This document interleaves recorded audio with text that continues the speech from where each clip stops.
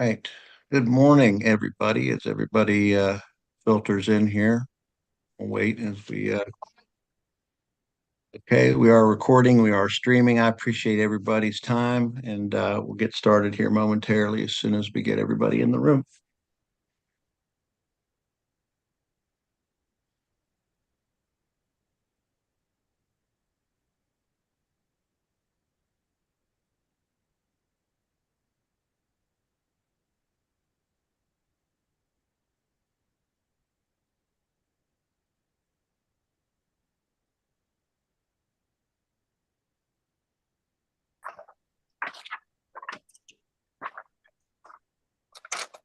Okay, Brian, just give me the go ahead it's okay to start once we got everybody out of the waiting room. Okay.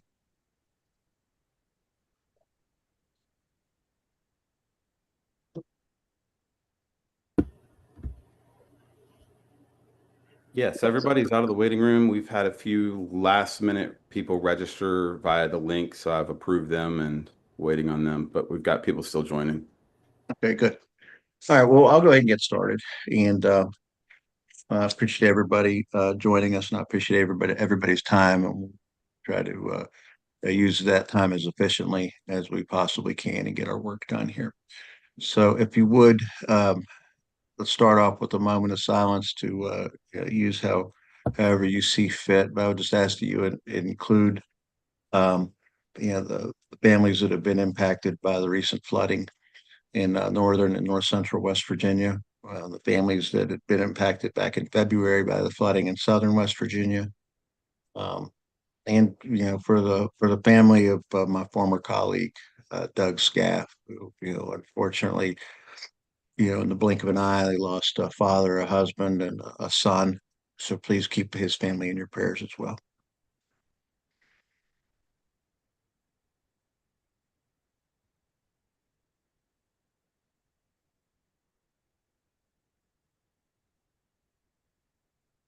Thank you.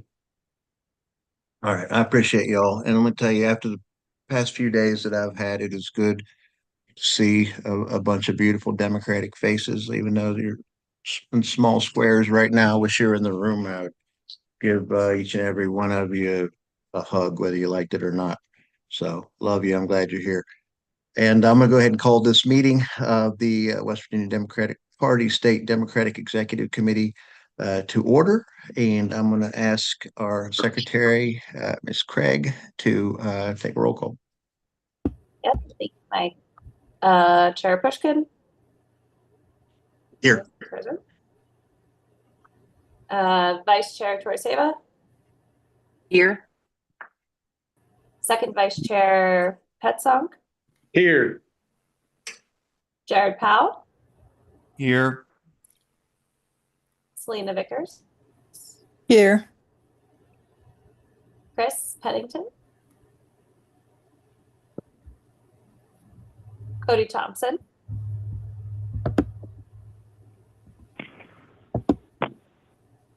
Jenny Craig, present. Christina Baisden. Here. Thank you, Christina. John Doyle. Treasurer John Doyle. Nikki Lauer. Here. Hal Carlson. Here. Cam Van Horn. Here. Sean Hornbuckle. Mike Wolfel. Here. Cindy Lavender Bow. Here. There's Troy Miller. Here. Gabe Pena. Here. Dodie Dodeberger. Here. Here. Ariana Islam. Here. Josiah Sorrent. Here. James Griffin.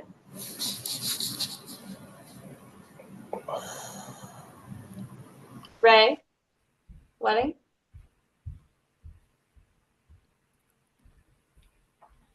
Here. Natalie Klein. Oh, Ray, Here. thank you. Natalie Klein.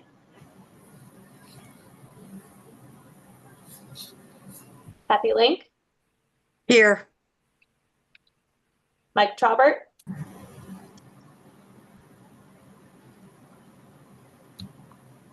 Barb Scott, Here. Kim From,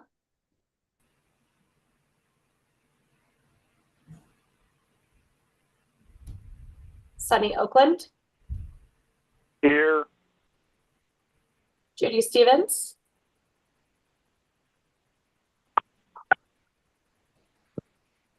Judith on, Jerry Brookover,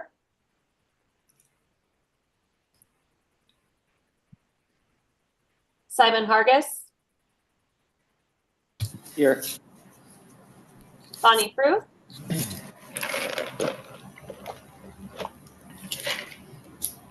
Bonnie,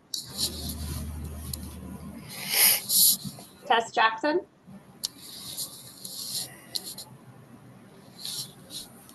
Ben Barkey, Here. Floyd Sayer, Here. Stephanie Heck,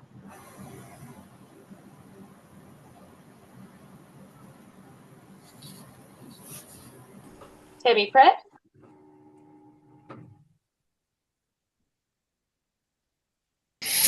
Matt Spurlock,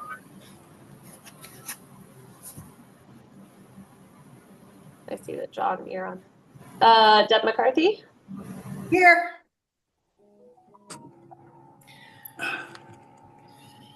Marcus Wilkes, No Build Back Better. Marianne Clater,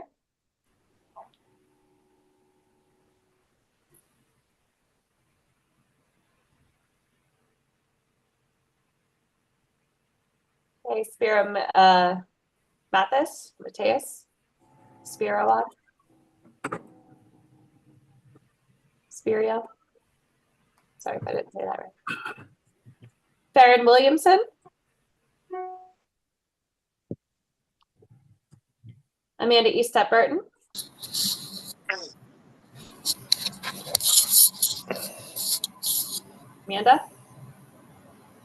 Amanda Shelton,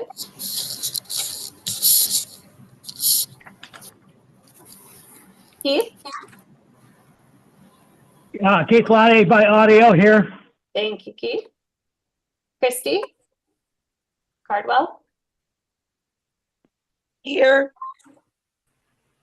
Kelly Elkins, Here. Robert Baker, Here. David Thompson, Here. Diane Browning, Here. Damie Spencer, Damie. Here. Thank you, Rachel Tompkins,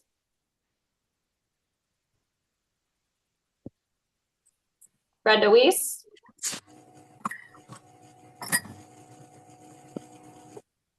Sean Young, Here. Clara McKenzie, Here. Susan Miley, Here. Sorry, I couldn't unmute. thank you, Ryan Deems,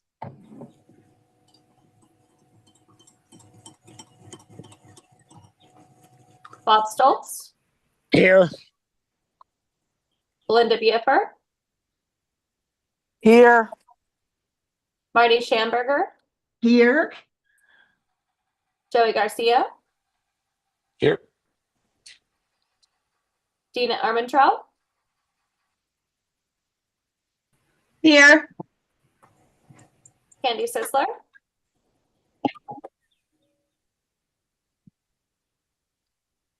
Jason Armentrout, I'm here as well. I'm sorry, Candy Stickler's here. I couldn't get it to unmute. okay, thank you, And Jason's here. Jason and Deanna are here as well. got that, thank you so much. Okay. Randy Kitchener, Dorothy Kegla, Virginia Sign, Here. Here. thank you, Richard Rector,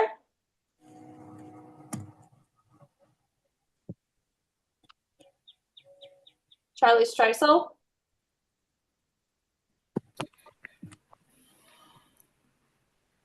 Cheryl Lawrence, Here. Maria Russo, Here. Ken Collinson, Here. Matt Calderman, Present. Bonnie Brown,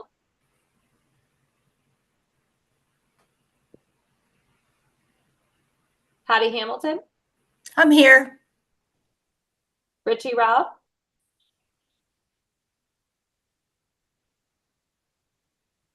David Tucker,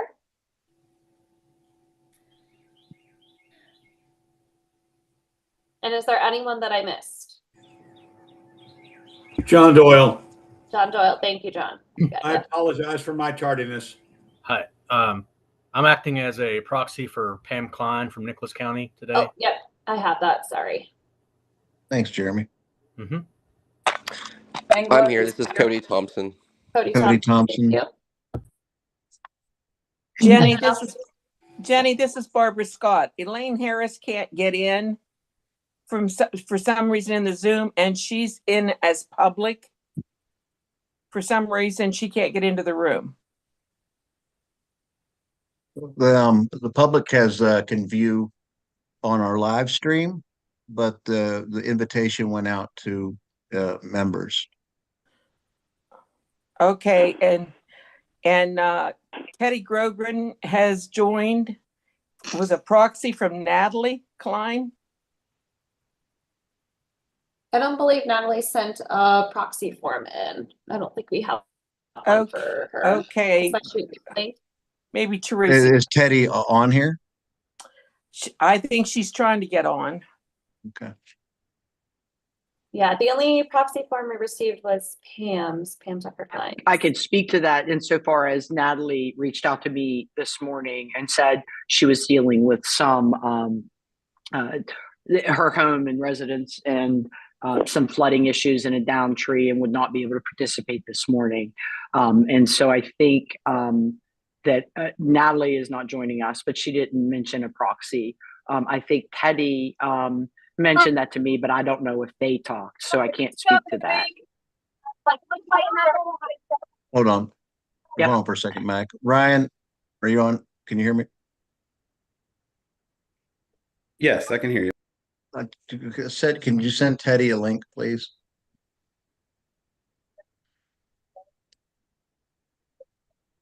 Sure. It's also easier if she would just log on at the website, but yes. Okay. I'm messaging her for what it's worth. Okay. I appreciate to verify.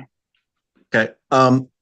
One more thing, also Amanda Estep Burton. Wait. Hold on. We can't just hold on a second. Who's speaking? That's me. It's Cindy. Okay. If we could, let's use the hand raise thing because this is it's There a Zoom doesn't. meeting. Go ahead. Okay.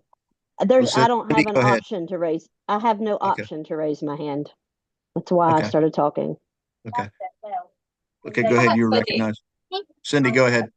Yes, I'm just saying that there are a couple of people who've texted me too that they are logging in. So I think a lot of people are signing up late, just to make you guys aware. Okay. Well, thank you. I appreciate that, Cindy. Jenny, do we have a quorum? Well, we do have a quorum. Okay, well, we're going to move ahead. And just as people get on, we can note that they're here. Did you copy me, Dave Tucker? Okay, Dave Tucker's here. Dave Mark him Tucker. present. Dorothy, you have your hand up? I'm so Charlie Streisel is present and he's not heard. Hold on a second. Could you all hear that? I see that Charlie's on. Dave Tucker and Charlie. Anybody Tucker, else Charlie. Thank before you. we start that I missed that is now currently on?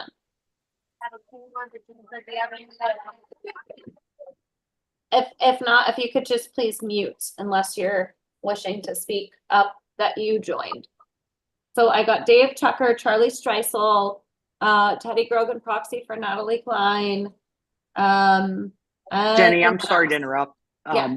I'm so sorry. Teddy Grogan messaged me that she does not have Natalie Klein's proxy. Okay. She wasn't able to connect with her. I just wanted to clear that up. I don't know if Teddy's on the call.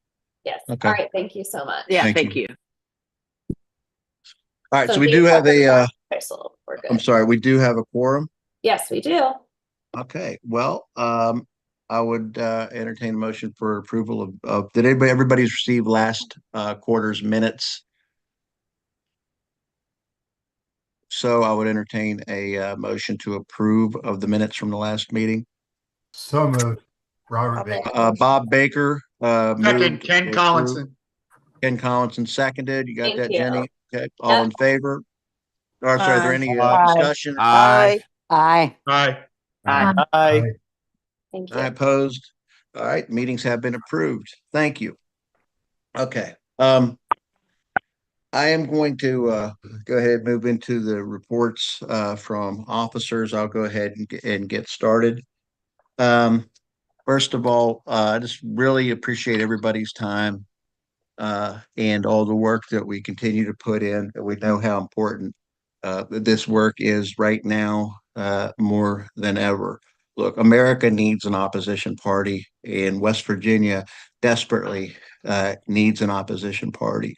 We're here because people expect us to fight back, and that's what we're going to do every step of the way, every chance we get, and that's what we've been doing. That's what we intend to keep doing, because West Virginians deserve that, and they need that, and they need a strong Democratic Party right now, which is the only party that is fighting for them, not the billionaires, not the donors, but for them. And that's what you're going to get out of this West Virginia Democratic Party and from this executive committee and from this leadership team.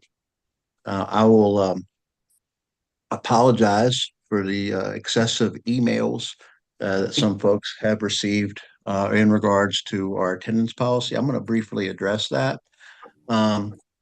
Much like what's going on at the national level with the DNC, our new DNC chair is making an attempt, and he's doing a good job of it, in my opinion, to democratize the Democratic Party.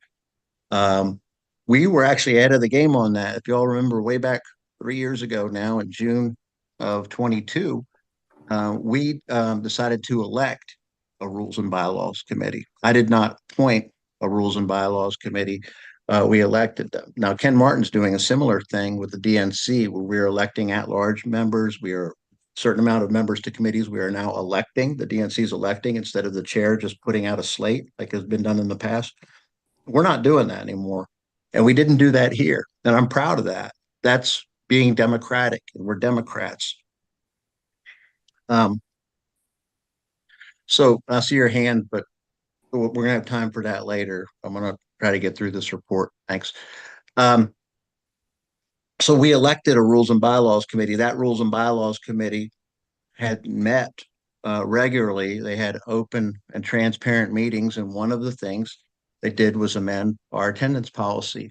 That recommendation then went a little over a year ago, went in front of this entire body, and we adopted an attendance policy, which now, as the chair and the executive director of the party, Ryan Frankberry, we are just executing what this body adopted. That's it. We are following the rules that were laid out through the democratic process to have an attendance policy. And the good news is that it's working. We're seeing people we haven't seen in a while. And also it's given an opportunity for some folks who just did not want, no longer wanted to be on the committee, and have let us know, allow them to make way for people who do want to be on the committee and do the important work that we're doing right now. So it's working, and it was done transparently and through a democratic process and through the committee process. Now, I went a little bit off script there, and I apologize. But I apologize for the emails that we've received. But I can tell you that this is not at all what really been focused on. What we're focused on is party building. I've just a couple of examples over the past few weeks. I've been on the phone a lot with folks down in Mingo County. Unfortunately, some of the folks who had been on the executive committee in Mingo County are no longer members of our party. I mean, that's their choice. But we need a strong executive committee, not just there, but in every single county. And that's our goal, is to rebuild the party structure from the grassroots up, from the county level up. That's how we get the best candidates, and that's how we support those candidates once they put their name on the ballot. So I've been in contact with folks in Mingo, and we were working with them, with the people down in Mingo, to help rebuild their county committee. They're going to set up an organizational meeting fairly soon. Plan, God willing, I plan to attend that meeting down in Williamson to assist in setting up a new committee down in Mingo County. Also, sorry to report, but I wanted to thank her for Okay. years of service that Yeah. our Bob, can you mute, please?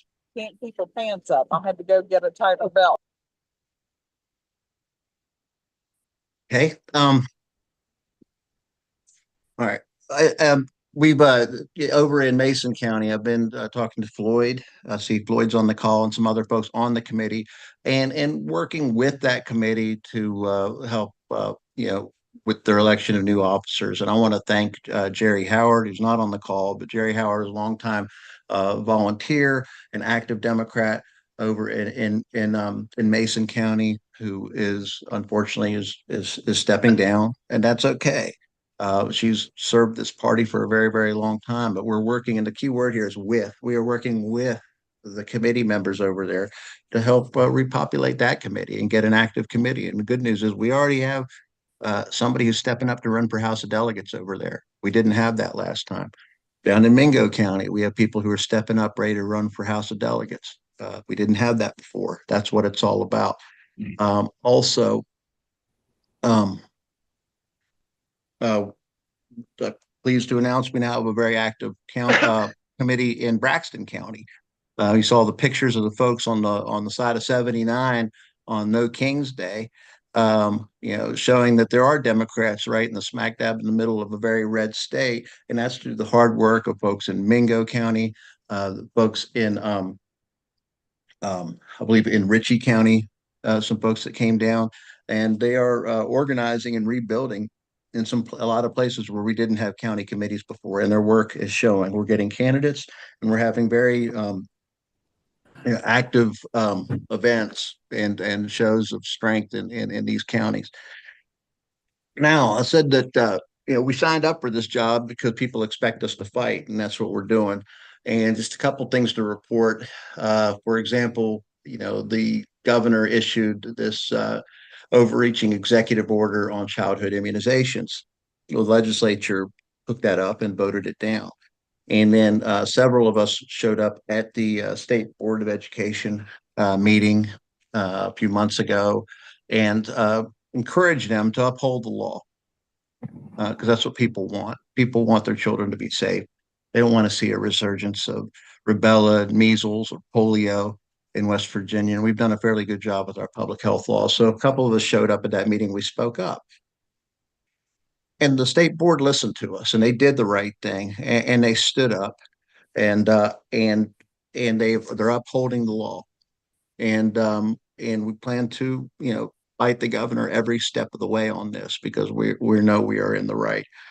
Also, early in the session, when the Republicans illegally vacated a seat, the Democratic Party stood up and we filed a lawsuit, and we're still waiting for our court date over that, because you cannot simply overturn, no matter how the election turns out, whether you like the outcome or not, you can't overturn the outcome of an election with a simple majority vote in the House of Delegates. So we are fighting for that seat. And as it turns out now in recent events, that the person that the governor chose to fill that seat has some issues of his own.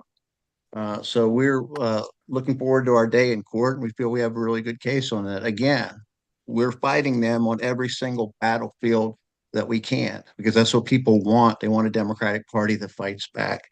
Also, and Vice Chair Teresa is going to get into this more when she gives her report. But I don't know if any of you, I've been making a lot of videos lately, but several of them lately have been focused on what's going on with the Herbert Henderson Office of Minority Affairs. The governor, that is in statute. Back in 2012, the legislature passed groundbreaking legislation creating this office, the Herbert Henderson Office of Minority Affairs. It's located, it's under the governor, it's in conjunction with the governor's office. It is in statute, and this governor did not choose to repeal that law. He's simply illegally shutting down this office that is in statute. And it's insult to many of our constituents who sought help and assistance through that office over the years. There have been a lot of grants that have been awarded through that office over the years. And the important thing is it's the law. Once again, like the childhood immunizations law, it is the law. The chief executive of the state, it's his job to enforce the law, to execute the law, not to break the law. So I'm happy to say that our vice chair stood up when we were trying to get lawyers to take this up all over. I made a lot of phone calls trying to get lawyers to take this case, and unfortunately, a lot of people are backing down to this governor, but not Teresa Torseva. She's taking the case and she's working with some folks in Charleston. You're going to be hearing more about that from Teresa. But again, we are fighting back on every battlefield that we can. And we're going to take the governor to court over his illegal closing of the Herbert Henderson office. Because I'll tell you what, if he gets away with this, he's going to go after the Women's Commission next. He's going to go after, he already closed down the Equal Employment Office. He's going to go after the Human Rights Commission. He might go after the State Board of Education. He's got to be stopped. Anyway, let's see, I'm going to skip through a few things as I've already talked long enough. I'll just say this. Look, the past few days have been incredibly difficult. I mentioned before about the fight over House District 91. I'm sure many of you have seen the disgusting anti-Semitic and white supremacist posts that are attributed to the Republican delegate that the governor appointed to that seat. Several of us have stood up and spoken up and then said what we thought needs to happen. And we've called for a thorough investigation. And if what we see is true and these posts belong to Delegate Masters, well, he should step down. We don't need people like that in the West Virginia House of Delegates. The people of West Virginia and the people of South Berkeley deserve better than that. Since then, of course, the Republicans have tried to turn that around and change the narrative and put it back on me.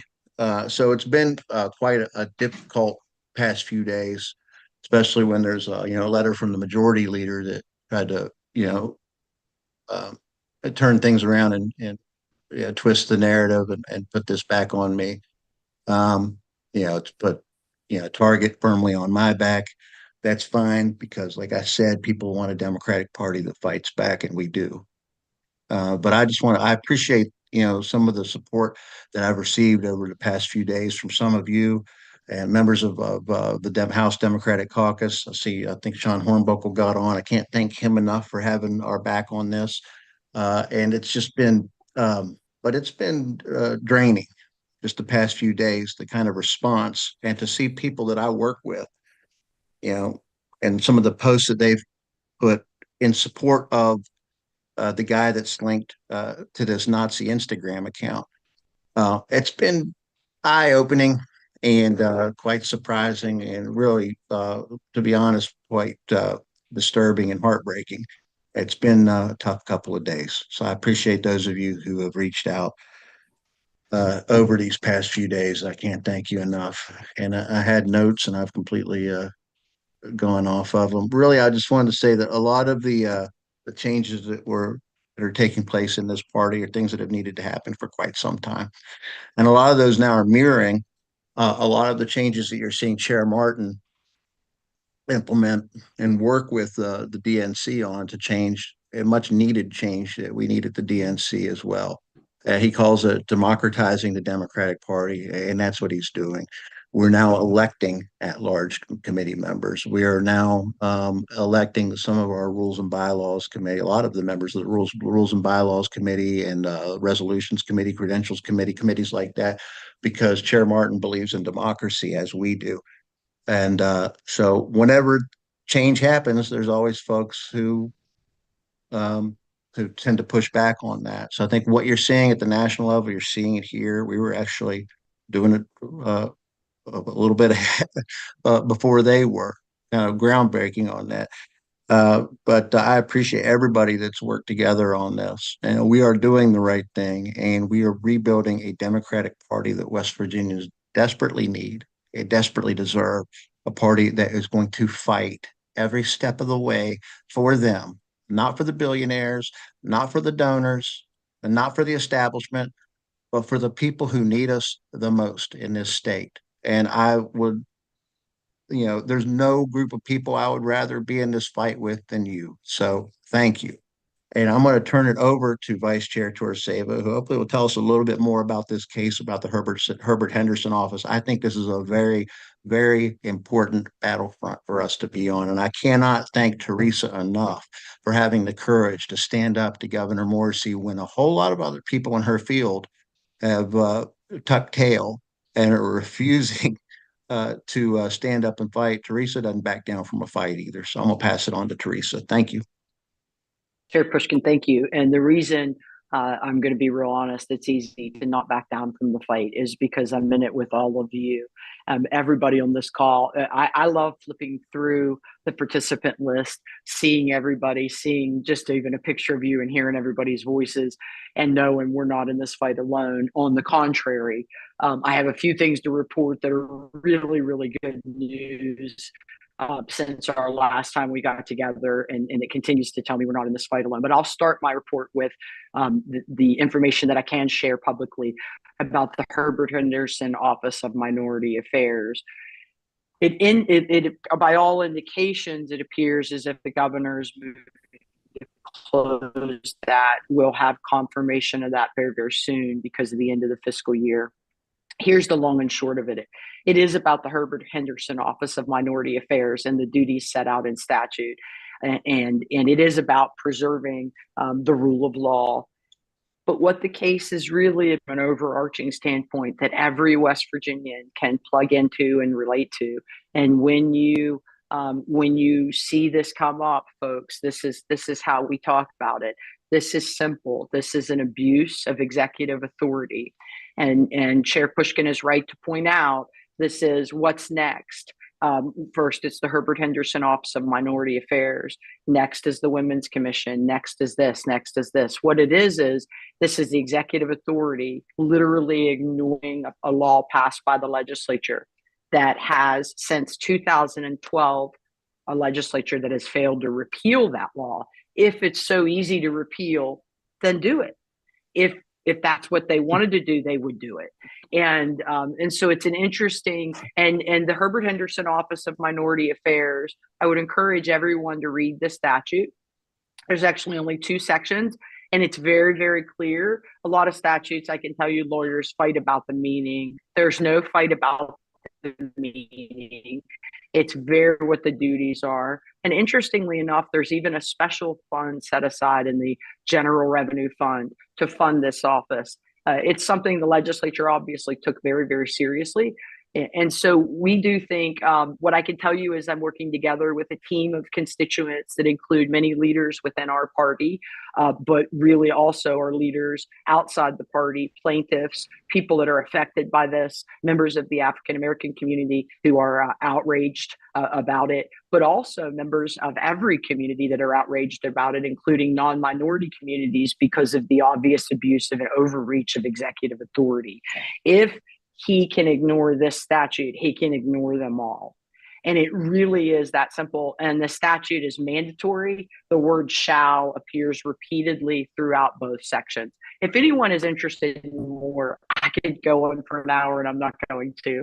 I'll not do that, the lawyer talk, but you could reach out to me directly. What I can tell you is we're taking action on this if what we believe happens is going to happen. And we do believe that as a matter of law, the governor does not have the authority this office. And it doesn't matter that there is some national political movement that's anti-DEI. It just doesn't matter because the law in West Virginia remains very clear. And even this legislature with a government that is, it's overwhelmingly Republican, and with all the power and the authority and the agenda, and an agenda that certainly didn't please the people, as we're out here being flooded and not being able to even get basic resources that are needed. But their agenda was about something other than the agenda was about something other than what the people need. As soon as we allow these abuses to occur, and by the way, all we hear from the people are, we want to fight. Where are the Democrats? What are you doing to stand up? And so we have to continue the fight, and we have to enforce the governor. We have to force the governor to follow the law. The legislature makes the law. The executive executes that law, and it does not have the authority like we see on the national level to just continue to issue executive orders or other things and then and ignore the law. And so that's going to be our focus. And what I can tell you is there's an incredible team. I'm one member of it. That are coming together and coalescing, and people that are outraged about this on multiple levels, including the elimination of the Herbert Henderson Office of Minority Affairs will hurt people, working families, working people, business people, and small businesses across West Virginia. It will hurt people. And in that sense, will hurt us all. So that's one of the more exciting fights that we're undertaking and that we're committed to, both folks inside and outside the party. And I'm proud to say we're working with people that are outside the party, in other words, motivated to come to us and seek that help as well. So when you see that coming, know how important that is and know what that fight is about. There'll be a lot of talk about all kinds of things, trying to label it and make it this fight or that fight. It's really, really simple what it is. This statute could be anything, but because there is something that the governor wants to appease a national figure, perhaps for his own, the furtherance of his own career, perhaps, who knows what reason, but it doesn't seem to be beneficial to the people. When that happens and you want to ignore the law in order to further your own political agenda, that's not what we do in West Virginia. We follow the law. If you don't like the law, change the law. Why haven't you changed the law? So that'll be our focus. Moving on to a couple of other quick items so that I know we have other reports to get to, but I want to mention very briefly a loud thank you to everybody on this call, to this party, to the people that aren't on this call but are active in our statewide for the outreach and the help and the overwhelming willingness to run to us when the flooding occurred here in Ohio County. It has left a deep mark on our community. We have not recovered. We are not okay. We are not okay. The entire community is on edge, and I do mean in a really bad way. When it thunders and rains. And we have not fully recovered in terms of the people who have lost their homes, people that have lost family members, pets, everything they own, businesses have been affected. And it does matter that we know that you all are there for us and have our back. And I have been asked and told by so many people to say so many thank yous. And so I want to take this public opportunity and the privilege of this platform to simply say thank you. And please don't forget about us as we continue. It is bad here. My home was unaffected, but our cabin that a lot of you hear me talk about or post about, which is only a mile from our home, was flooded and to the bottom of the hill. And so everybody here is affected in some way or another and still trying to dig out. It brings us together as citizens in West Virginia because it's what we're seeing when we see the affirmative. The West Virginia GOP is not working for people. Our infrastructure is failing. It's going to flood, but it's worse here than it needs to be because we don't do things like fund out of state religious schools and call it a Hope Scholarship or other things. And they're gutting our infrastructure. They're harming our people. And we're seeing it here in Ohio County because of the recent flooding. And I know that we're not alone, not just because of all your help, but because other people in the state are also experiencing this and have been for some time. And we have to stick together on that. And we also have to dive into the politics of that because it is about a failed government. It isn't just, well, this is how it's meant to be. When you know something is happening, you can do things to protect and stop and prevent ready if it occurs. And, it used to be that FEMA would be on the ground before a hurricane would hit in Florida. There's no FEMA. before or after. And so the preparation is so important. So that's something that I want to emphasize as well, that I think we have to embrace and that rolls into my third point that I want to make with you all. One of the things that Chair Pushkin has asked me to do is keep pounding the drum of public messaging, that people need to know who we are as Democrats. And you all know I'm proud to be a Democrat, and I'll tell people about it every chance I get. And I seem to get those chances. I have something else to report to you where I had an opportunity that was really good for us as a party.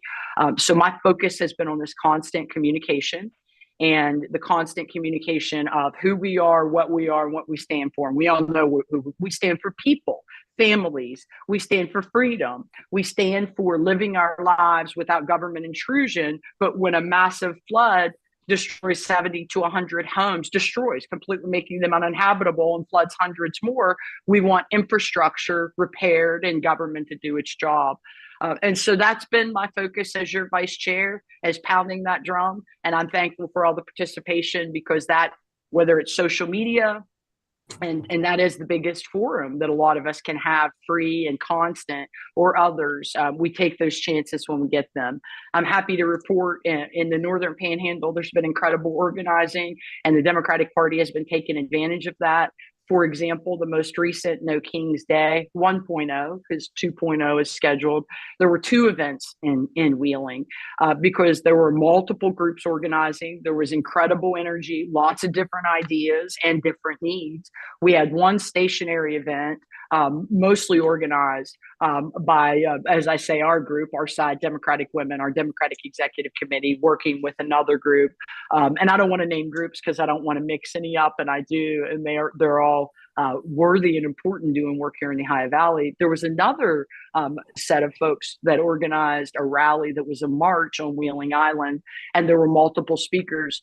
And I spoke to a crowd of, I would say, several hundred, 300 maybe, and they were faces that I didn't recognize all of them. In fact, I didn't recognize most of them. And I was one of many speakers, but I was speaking as your vice chair. So, I opened with, I'm proud to be the vice chair of the West Democratic Party. And as our chair said on this meeting, and I wrote it down, the voice of the opposition. We are it. We are the voice that is needed. We must rise up and meet this challenge, and we will. And that's what I told the crowd. I think Secretary Jenny Craig was there and caught a little video of me, and I was pretty worked up. So, and it was a proud day for me, because I got to tell my entire community on Wheeling Island at the base of the suspension bridge that I was your vice chair, and Democrats, here's what we're doing, and here's our work and why it matters. So now every time I show up and they see my face, and by the way, I went through the crowd and thanked every person I could possibly make eye contact with for being there, because I knew now that they were identifying me as a Democrat, and I needed to continue to build those connections. So I'm doing that work as your vice chair. And what I can tell you is the opportunities are there like never before. The organizing, the outreach, the embracing, and the receipt of those communications, and the sharing, and and what people are really feeling is that breakdown in government. And we have to be there for the fight, and we have to continue to push in terms of bringing the fight. I'll close with this, what I started with. On the office of Herbert Henderson Office of Minority Affairs, one argument to make as to why you should not do anything about it is because the legislature in a year could call a special session, not for flood victims, and defends their sensibilities. They could overturn it next year in the regular session. Why bother? And the answer is, why bother? Because the law is the law. If you don't like it, change it. That is how it works. That doesn't bother me at all. If the legislature changes the law, then we'll follow that law. But the law, it is the law, and it's important that we follow it, or else it's going to get much, much worse than it already is for people with what seems like, I can only describe, our government currently can best be described by what happened to those folks sitting on the turnpike. The other night, when weather occurred 2 nights ago and flooding occurred for 8 hours with no water, no, and the reports of this were replete all over social media.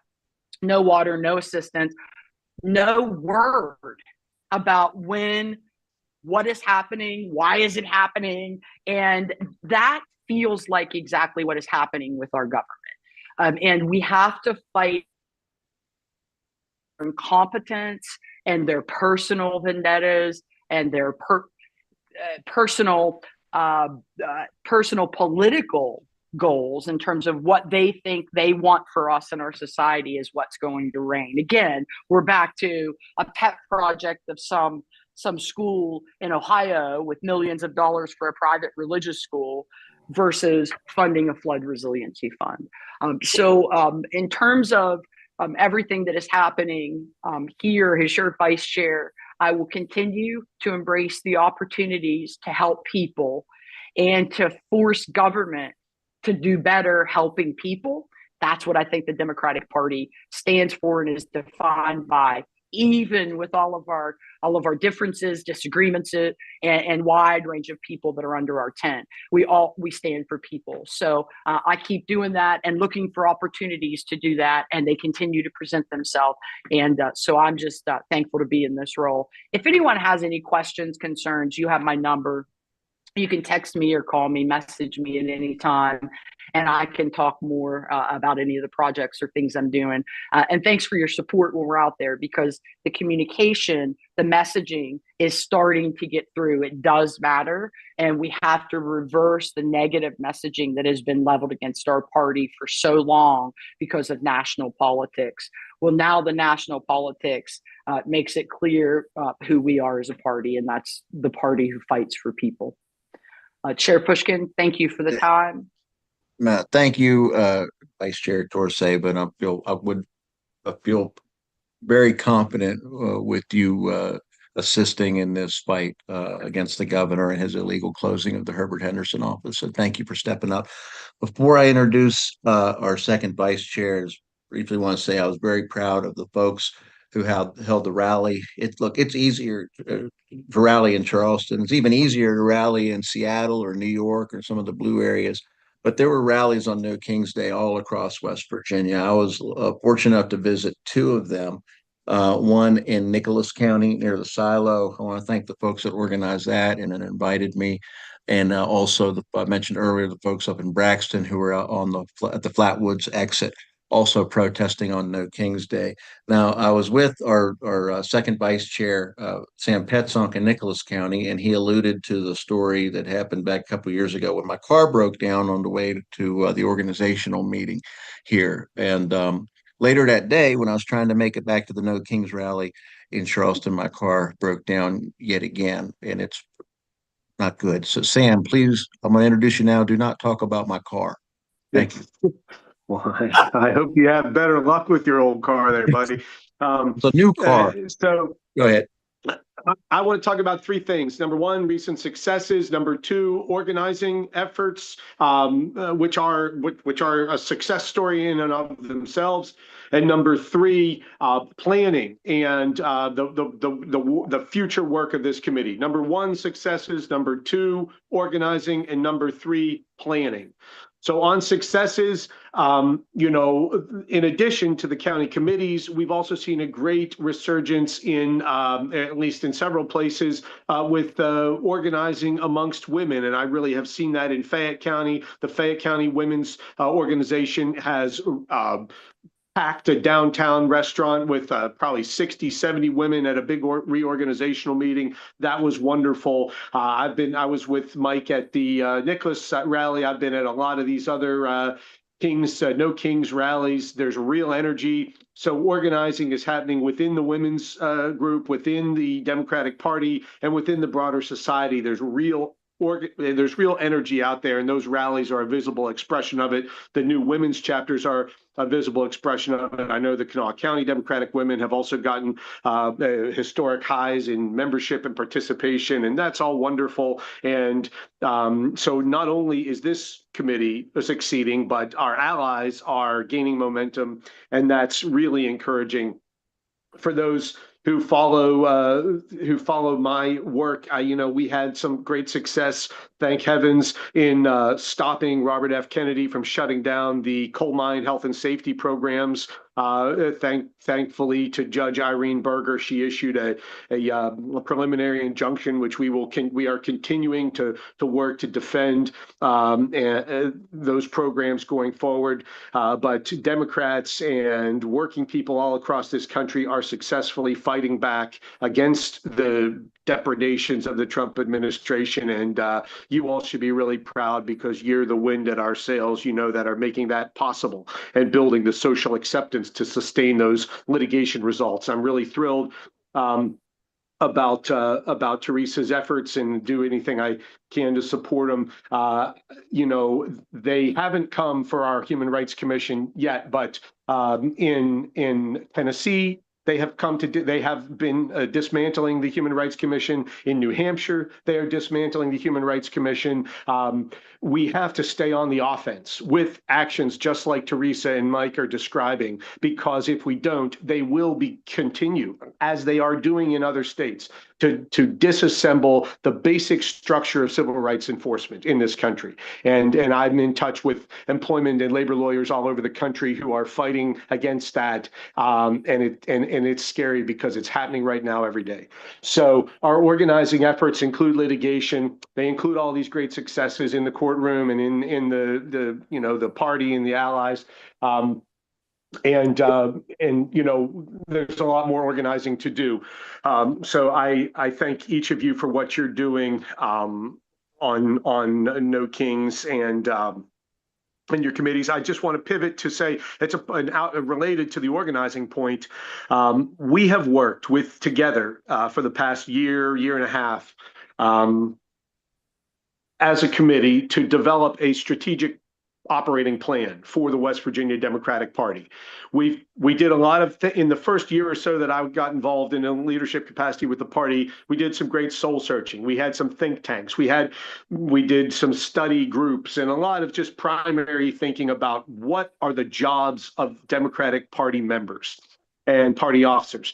And we came up with what we call the 3 C's: candidates, communications, and competence. That means cash and coordination. So candidates, communications, and competence. The 3 C's. Those are the jobs of each of us who are elected to office in the Democratic Party.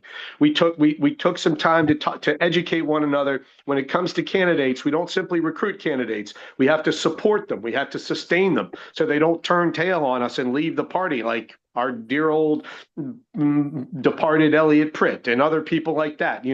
We've watched how we've learned about the work of recruiting, sustaining candidates. We're doing really smart things. Cal Carlson and the chairs have developed a great practice of tabling at the Capitol, to be present with our delegates, to be supporting the caucus so that they feel their constituents there behind them throughout the session, so that they don't get disaffected and cynical and feel all off on their own.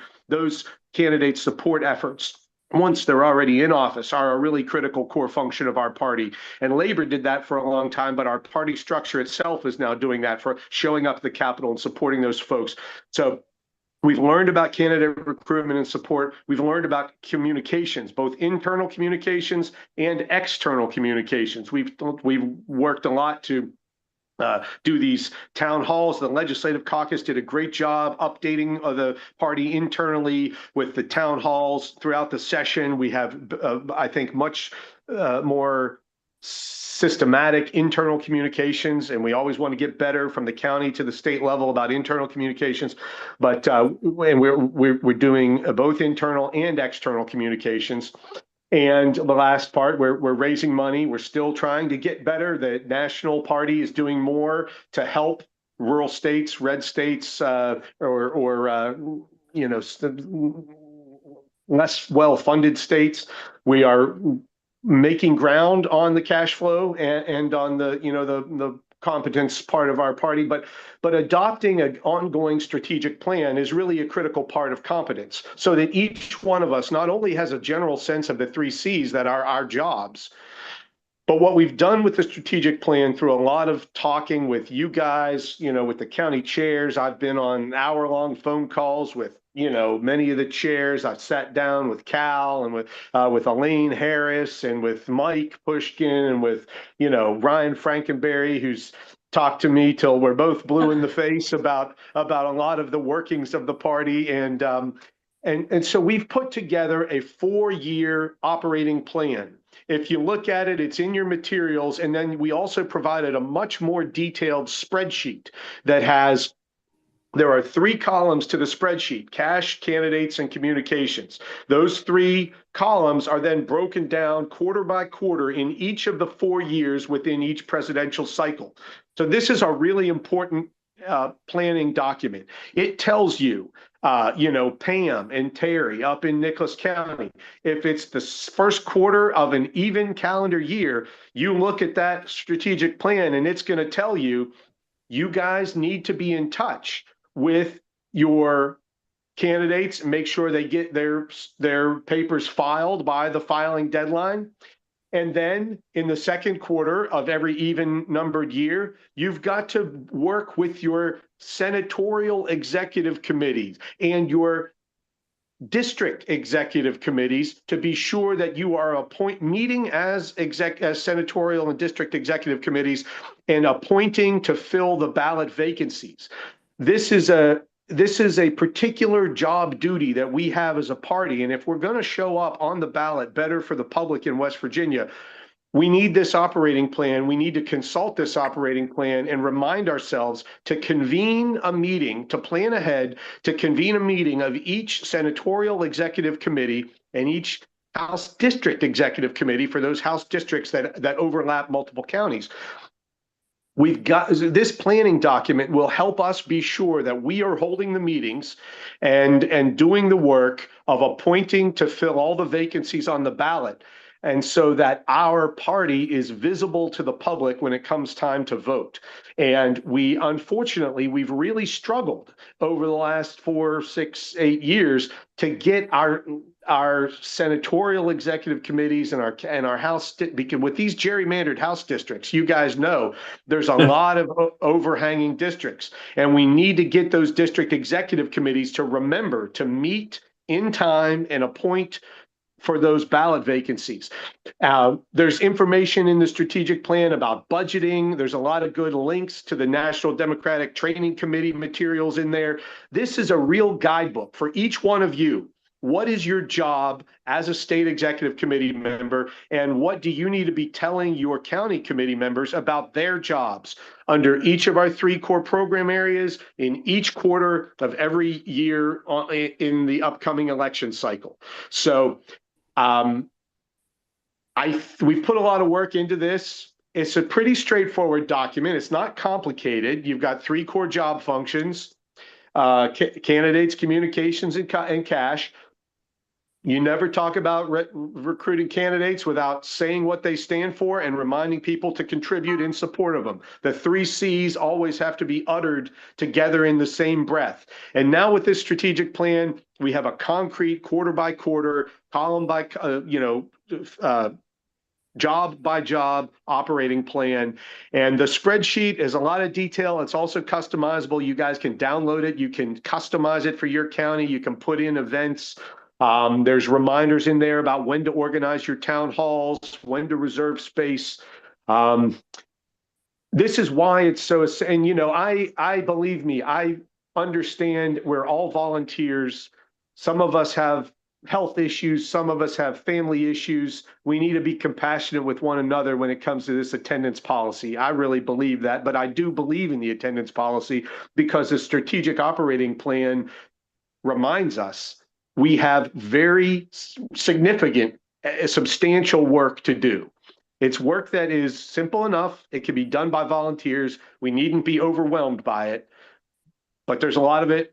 You got to show up, and now you have some pretty good marching orders and a breakdown about how to plan ahead for what you need to do over the next 4 years. So today, I don't know, Mike, are you going to move at some point to sort of formally adopt the strategic plan? I think that was supposed to occur today. I don't know if I'm going to make a motion to do that now. It's on the agenda, Ryan says. Okay, I'm sorry, I don't have the agenda right in front of me. So we're going to get to that. I've explained to you what it is. If there's going to be conversation about the strategic plan, we can do it when we get to it on the agenda.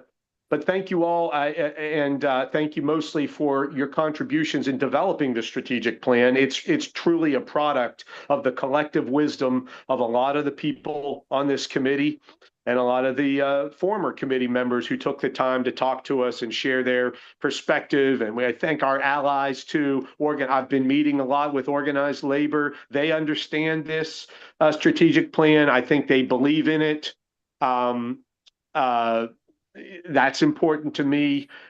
This is a mechanism for us to inspire confidence in our strategic allies because they can see what we aim to do and they can judge us. Are we fulfilling these benchmarks or not? Okay, I'm gonna end my presentation.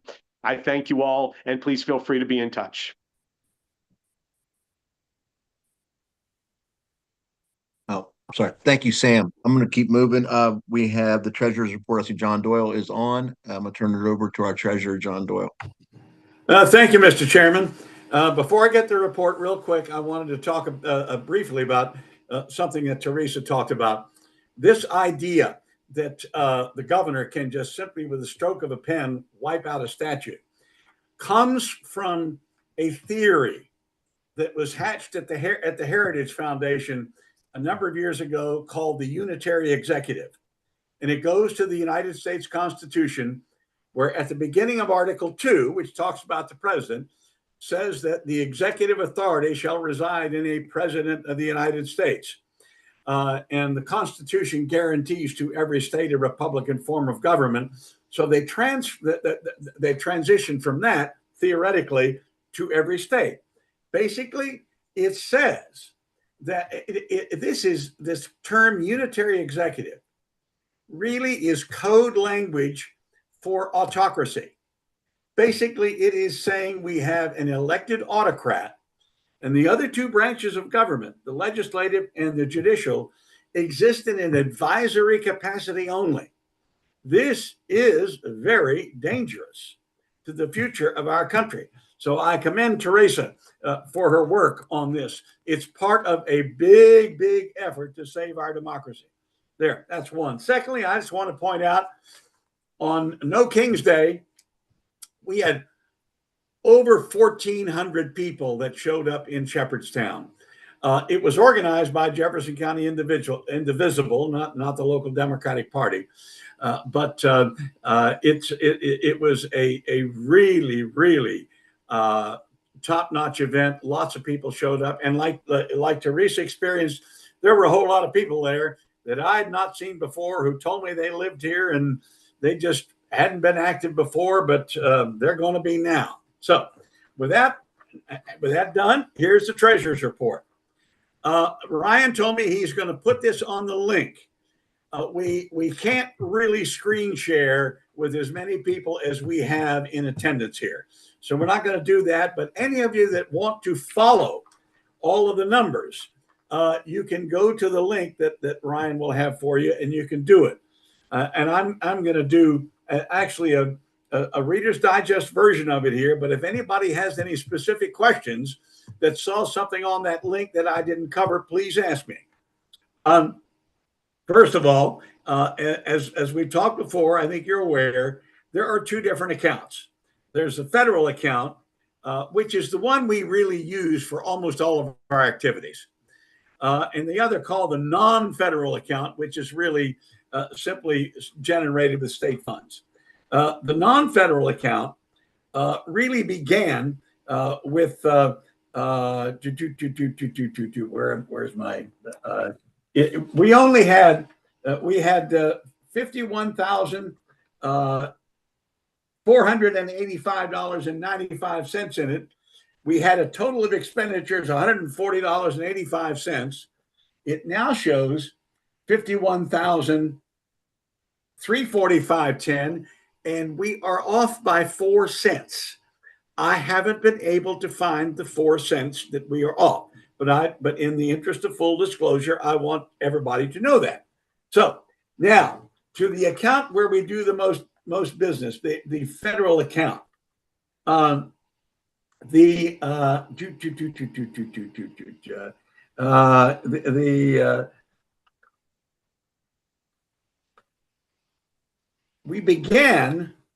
we ended quarter one with $55,943.64. We had disbursements. I'm sorry. We began it with 51,345. We had contributions of 55,943, disbursements of 68,279, and it ends up being we spent $12,336.35 more than we took in. The contributions from the federal fund, party support 50,802. That's the slightly more than 15,000 a month that we get from the DNC. Operations, we picked up 3,000 by adjusting our bank statements. That I think is one time only. We can't count on that continuing. And contributions of about $4,054.07. This is almost all Act Blue contributions that come into the national party that we get, or that come into the state party, but it's counted as part of federal because they come in from all over the country. Disbursements, $12,956.25 on consulting, $37,96.58 on events, a whopping $98.60 on meals, and that's for when people like Pushkin go to different places, and he probably goes and eats a hot dog or something like that. Because of all the traveling he's done, this is not a whole lot on meals. Meeting expenses, $402.90. That's to pay for events like where we had the last quarter in Elkins to pay for the rent for the hall. Office expenses, $5842.61, and that's primarily rent. Operations, $3874.28. Personnel, $30,436.93. That is our one employee, Ryan. And travel, $1389.24. That I guess would be primarily Mike, but maybe some for Ryan and some for Teresa or Sam. None for me. So anyway, that's the gist of the report, and I'm open for any questions anybody might want to ask.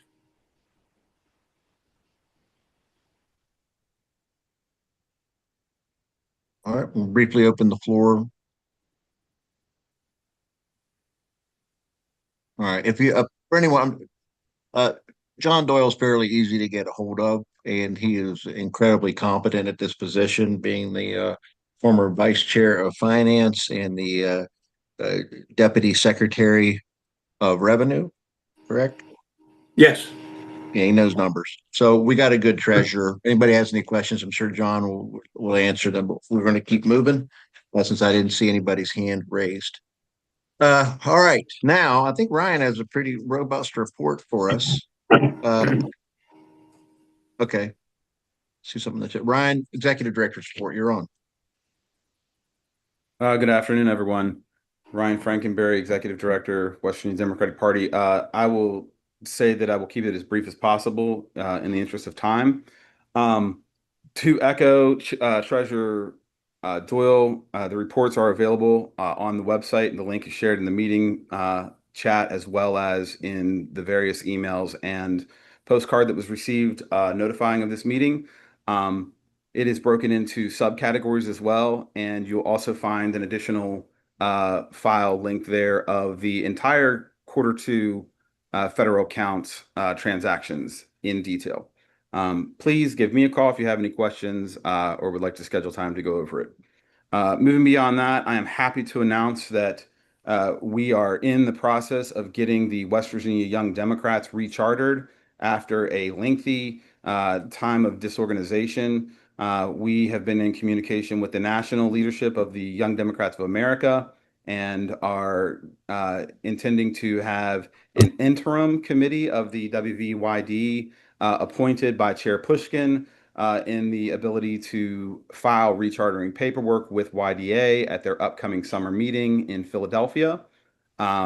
And then we will, from that point, have an organizational meeting of the West Virginia Young Democrats planned and announced and brought in for as many people to participate as possible, likely in the fall, likely to be somewhere around our next scheduled fall meeting, which is October 4th, as a reminder.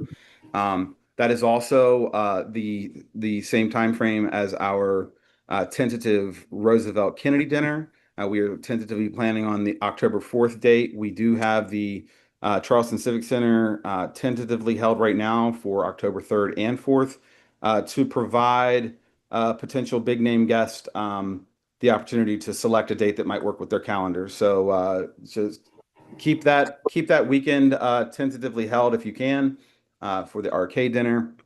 But we're excited about this Young Democrat rechartering. We've been working with Jared Powell, with Olivia Dowler, with a young person by the name of Reese, who has recently worked on a Capitol High School Young Democrats, and they are working on a form to collect information from other interested Young Democrats. And have really put together a nice list of Young Democrats, which we have previously not had at all. So that is a very positive thing. And the intention, of course, is to strengthen our youth engagement ahead of the 2026 elections. Moving on, as Chair Pushkin discussed with the attendance protocol within the bylaws, I was tasked with effectively following the bylaws and sending the notices as required. So in accordance with the bylaws, 17 members were notified due to attendance noncompliance. They were sent a certified mail letter with a self-addressed stamped envelope with a response form should they want to use that. That response form included an option to essentially request an immediate waiver, acknowledging that they had not made it to the attendance policy, another one for an appeal, and another one to simply say that they acknowledge that they are not attending and that they have vacated the seat. With that said, they had a 30-day window to respond based on the time the certified mail was delivered by the United States Postal Service. We had 4 members confirm that their seats were vacated. We had 5 members that did not respond within the 30-day window. We had 5 members submitted their waiver requests, and those were accepted in a public meeting by the West Virginia Democratic Party Board of Appeals. We had 1 notification that was returned as undeliverable, and we have 1 member who submitted an appeal late last night, and so we will move forward with scheduling written proceedings for that appeal based on the Board of Appeals rules. You can find the Board of Appeals rules and all information on the website under the Board of Appeals link. Moving forward, I'm excited to announce that the DNC, under Chair Martin's leadership, has restarted a SWOT analysis program for the entire states and territories, all 57. The last time that a SWOT was done was apparently 8 years ago. And so we're excited for this. What that will entail is still being discussed. It will be it'll be in the middle of August. It'll be here in West Virginia, likely in Charleston. There will be DNC either members or staff that will attend to participate and lead this SWOT analysis. We will be provided with some preliminary forms and things to, questions to try to lay out groundwork before that.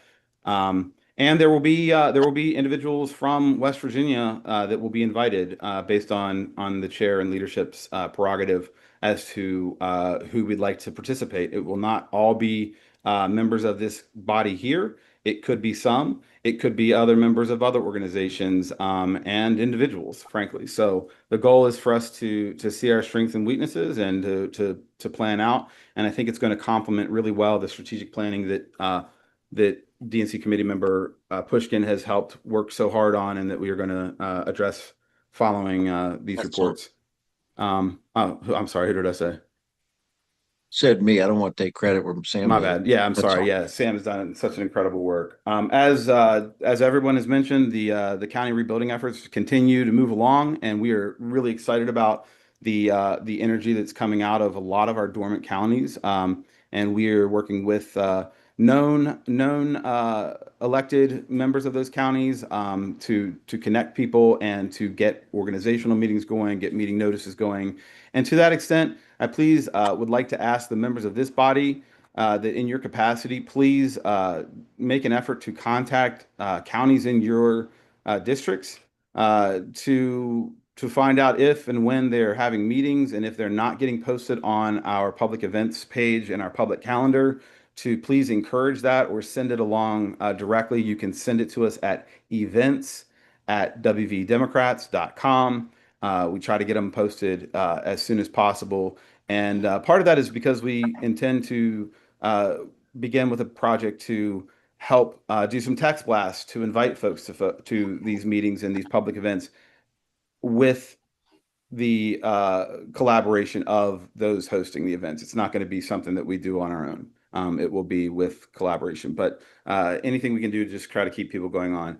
I also want to reiterate what has been said about all of these public events and protests that are going on. They're truly inspiring, and I've said this to several meetings that I've spoken to, but the Democratic Party has room for everyone to do what makes them, feel like their voices are being heard and being effective. And it all does have an effect. It all does, get into the news cycles, social media feeds, but more importantly, one-on-one interactions, which is where we're really going to change the state, is through one-on-one interactions at churches, at restaurants, at work, at community events. So shout out to those members on this committee who are helping support those outside endeavors and party-sponsored endeavors. I encourage you all to be on the lookout. If you see an organization hosting anything, sine waves, whatever they're doing, and you think it's something that we'd like to make sure that people are aware of, send me a notice with some of the details, please. With our legislative teamwork coming out of this session, we had a great discussion with the legislative leadership, the Democratic leadership, and as part of that conversation, we have contracted with Olivia Dowler on an extreme part-time basis. I want to say, and it's a partnership essentially where both of us are contracted with Olivia. Olivia, if you're not aware, was contracted by the House caucus through the session, and was doing a lot of their social media and Substack and that kind of thing. And she was really incredibly good at putting together some viral TikToks and videos like that. So we feel that we had a need for some support with some of our social media and online presence, but also with some data work. And so Olivia has been helping with that. And that will only prove to continue to enhance the way we can get our messages and our communications out. I've probably left something off, but finally I will notify this body that the state party has notified and is in process of a move of our office. We have been residing at the AFT West Virginia building that they own behind their main building now since my time coming on, and I frankly am not aware of how long before.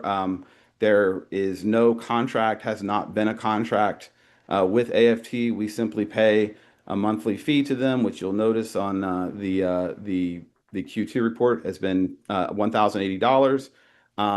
And they have been great hosts, and but however, and I don't think I'm sharing anything that I shouldn't, but they are also in the process of relocations. So with the unity happening between AFT and WVEA, they have their own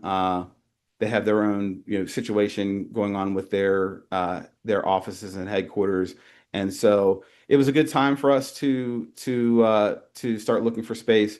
And frankly, we've had too much space for the money that we're spending, and our move will be a cost-saving measure. It will make us far more visible publicly, at least in a location that can be found. We were very hard to find where we were because we were in a essentially the executive office of a former bank. And so we will be moving to Summer Street in downtown Charleston in the People's Building, which I think is a really nice thing. For those that aren't aware, the People's Building is directly beside the newly renovated Slack Plaza. It's a huge tan brick building. It is a historic building to Charleston, 100 years old, incredibly well maintained by the same family, the Worleys, who are Democrats. And so we will be moving sometime in the month of July and look forward to consolidating our spaces and saving that money and applying it to other things. Mr. Chair, that is my report for the time being. And of course, I'm always happy to schedule time to talk with anybody. You all have my contact. All right. Thank you, Ryan. I'll just add that the People's Building is also the home of WTSQ Radio, the best radio station in Charleston, and them two brothers in a grill. So it's not going to be too good for Ryan and in my waistline, residing above them two brothers. Okay, I'm gonna move on to Selena. Are you on? Yes. Okay, do a DNC report, please. Mr. Chairman. Mr. Chairman. Yes. Is this Bonnie? Yes. Mm-hmm. I'm sorry to interrupt, but I was wondering if it's in order for a motion to be made to accept the treasurer's report, which we did not do. Okay. Okay. Are you making a motion to accept the treasurer's report? Well, I will do so if it's in Thank you. I appreciate that. Is there a second? I second. Okay. Is there any discussion? All in favor? Aye. Aye. Aye. Aye. Opposed? No. Mr. Chairman, I report has been apologize. I should have accepted. made No, it's my fault. Bonnie, I really thank you for reminding us of that. Thank you very much. And But actually, yeah, I could have, as soon as I finished the report, moved its acceptance. So I that's filled fine. out. Now I'll take responsibility. My mind as well was elsewhere. Thank you very much, Bonnie, and thank you, John. Okay, Selena. Yeah. Well, hello, everybody. It's great to be with you guys today. Earlier this year, I reported on the election of the DNC leadership, and there's been an update. You may have heard about it on the news or seen it on social media. However, some of the information was incorrect or misleading, so I wanted to let you know what happened. On February 1st, the DNC elected the leadership of this term. In doing that, we elected 3 vice chairs. The rules of the party require equal division related to gender, so after the other offices were tallied and the gender of those winners was taken into account, we were instructed, on our last ballot, we were instructed to vote for 1 male and 1 of any gender. So on this last ballot, we each had 2 votes. We could vote for the male and the any gender on the same ballot. There were more than 400 DNC members voting, but for the sake of this example, I'm just going to use the number 400. On the male side, we could vote for Malcolm Kenyatta or David Hogg. On the any gender side, we could vote for Kenyatta or Hogg or any of the 3 females, Shasti Conrad, Kaylin Free, or Gina Repass.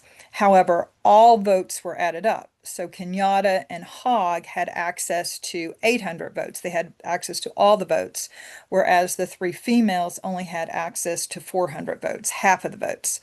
Because the votes for the male and for any gender were combined, both males won. Both males won. They won Kenyatta won the male position and Hogg won the any gender position. Kaylin Free, one of the candidates for the vice chair position, filed a challenge to the DNC Credentials Committee based on this issue and asked for a new election to take place. The Credentials Committee met, and after a lot of debate, they upheld the challenge and recommended that the election be held again. There was an immense amount of drama in the news and on social media that David Hogg was kicked off of the DNC because of his PAC, which he had announced a few weeks earlier, which targets moderate Democrats in safe blue districts. I think it's fair to say that Hogg raised a lot of money for his PAC in this process, And it's also fair to say that we don't know the intention of the people that voted. Perhaps they did want rid of Hogg over this issue. Perhaps they understood that the election was flawed and it was the right thing to do to have a new election. But regardless, it was a very unwanted distraction to the DNC. But the credentials report was submitted to the DNC, the full DNC, and we adopted the report, which supported holding a new election. At that time, David Hogg removed himself as a candidate, so he was not on the ballot. When we voted, Malcolm Kenyatta again won the male position, and Shasti Conrad won the any gender position. So just wanted to kind of let you know about that. The other thing I wanted to let people know about is that Chair Martin has announced the launch of 4 DNC task forces. And through these task forces, DNC members will support and directly engage in current departmental efforts. The task forces focus on meetings and accessibility, party branding and messaging, DNC technology, and intra-party reforms. This is another way that Chair Martin has really opened up the party to democratize the DNC and allow for DNC members to have some direct input in the affairs of the DNC. And the next DNC meeting will be held on August 25th, the 25th through the 27th, and it will be in Minneapolis. And that's my report.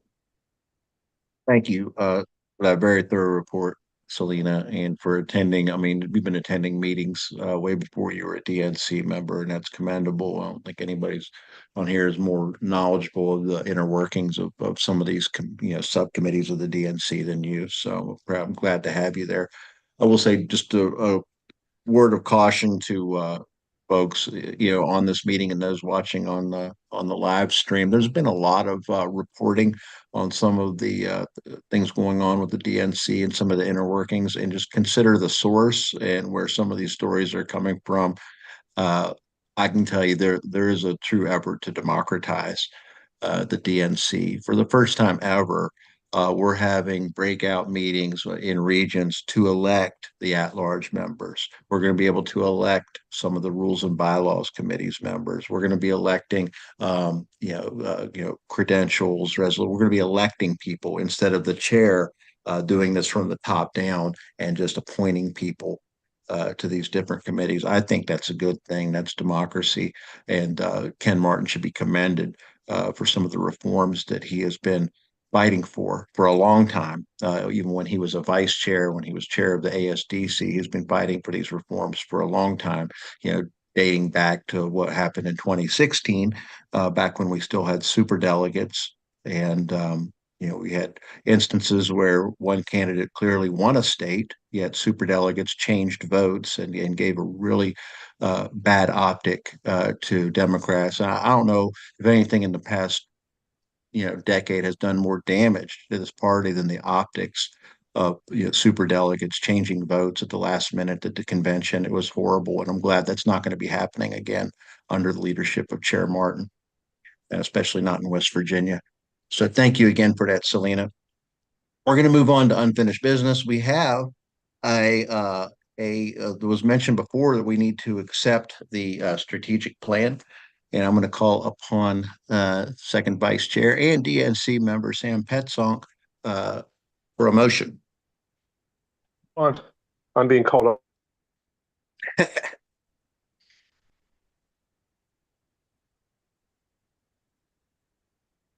Can you hear me? Yes, we can. Okay. I would move for the adoption of the strategic plan. It's specifically I'm moving for the adoption of the PDF that was circulated as part of the agenda. We did also circulate a spreadsheet that's more of a user document. It's got a lot more detail, but that will not be the public-facing strategic plan. So I just want to be clear, the document we would be adopting is the PDF, and that would be the strategic plan that we've all been commenting on and developing over the last 6 to 9, almost 12 months now. Okay. Thank you. There's a motion on the floor. Is there a second? Second. A second. Nikki seconded. That's the first one I saw. Let's see, is there discussion?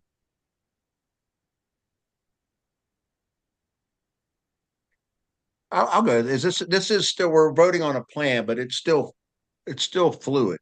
Is that correct, Sam? It's more of a question than a discussion, right? Well, I mean, it's there's nothing compulsory about it. It's just a it's giving people some guideposts. Like, for instance, how do you use this plan? We hope that the county committees are doing a lot of their own work to come up with a manual for which, maybe Cal should talk about that, or McClintock should talk about it to the SDEC at some point. But this is just, it's a spread. You can put it on the wall in your county committee office and say, okay, when we have our county committee meetings, and as state executive committee members, we can go around each county committee and say, this quarter, here are the 3 big things we should be doing as county committees in my Senate district. So it's to try to focus us all on the same basic, core tasks each quarter in each election cycle, and to build some norms and some, collaboration and hopefully some synergies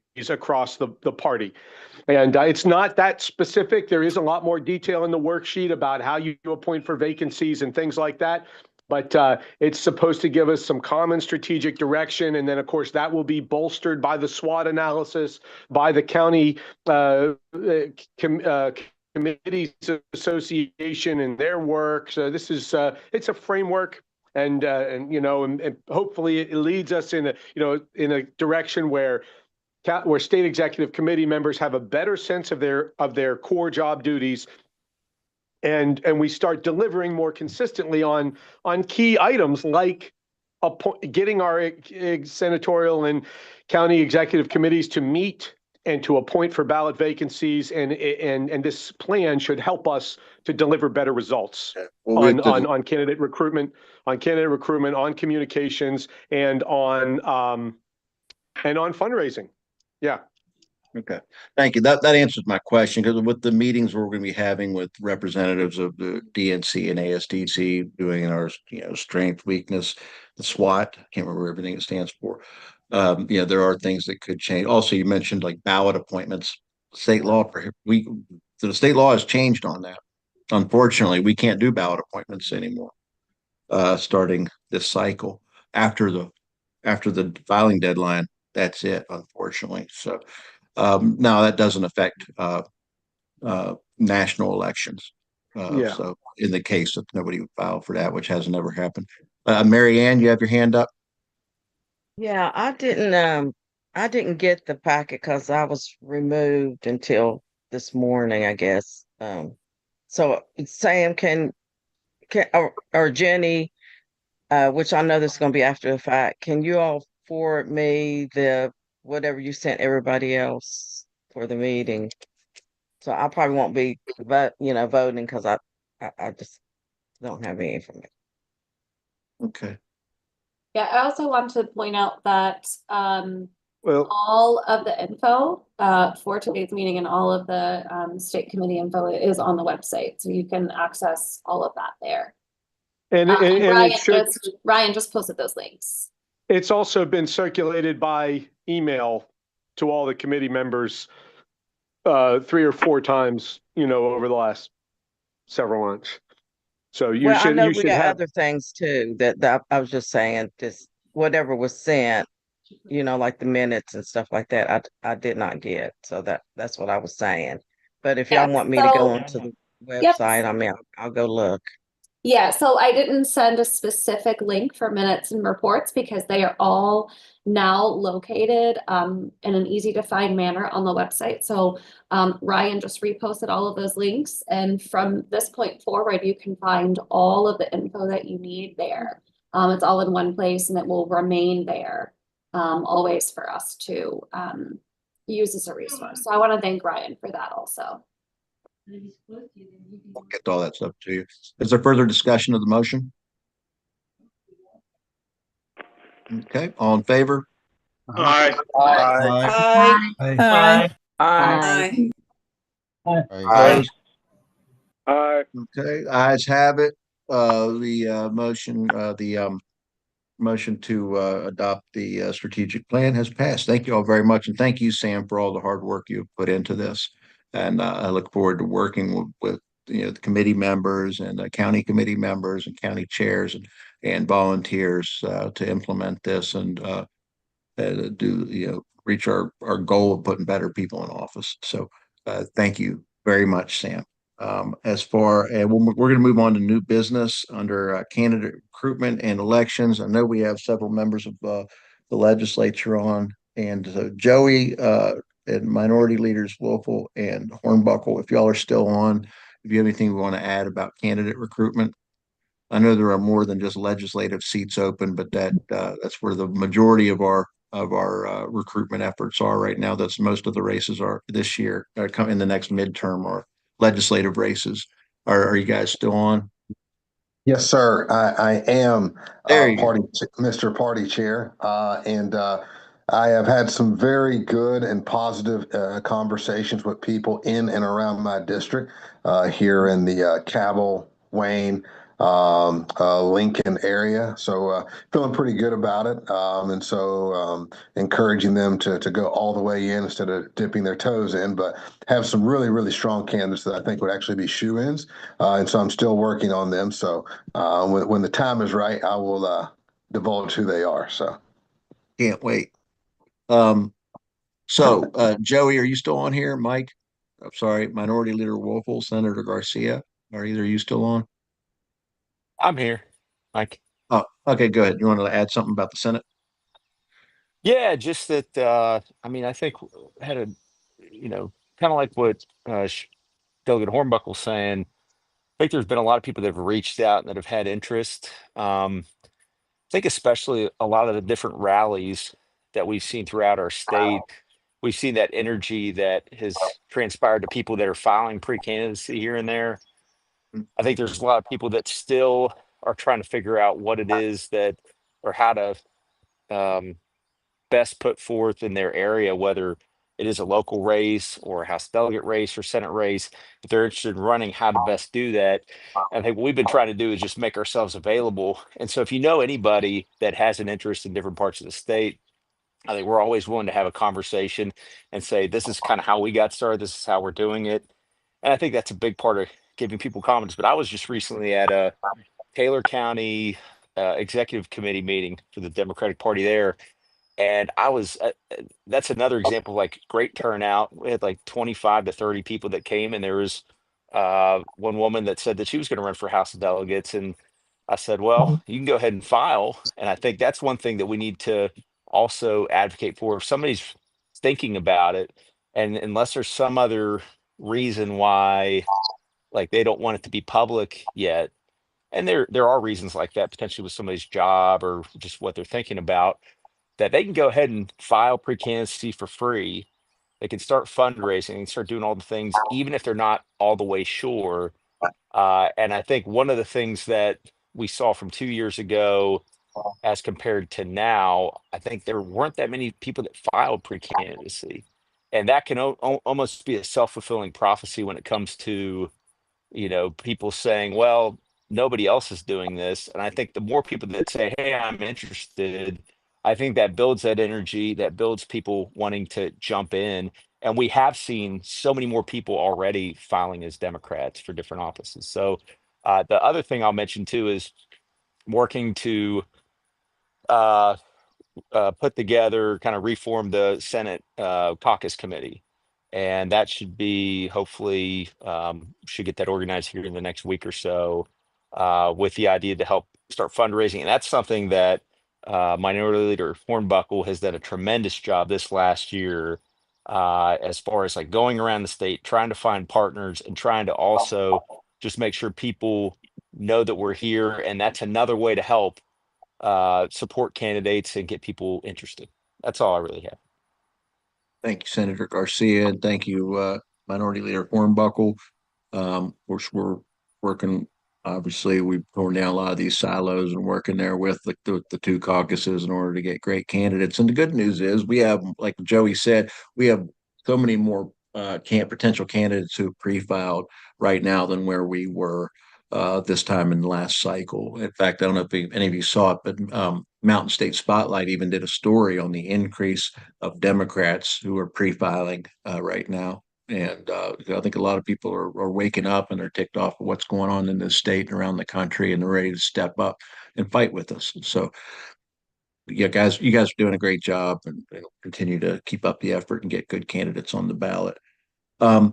At this point, I will turn it over to, I believe, Secretary Jenny Craig. Are you going to introduce we had an ad hoc meeting of the resolutions committee, some of the resolutions that hadn't been taken up yet that went through the resolutions committee at last summer's convention.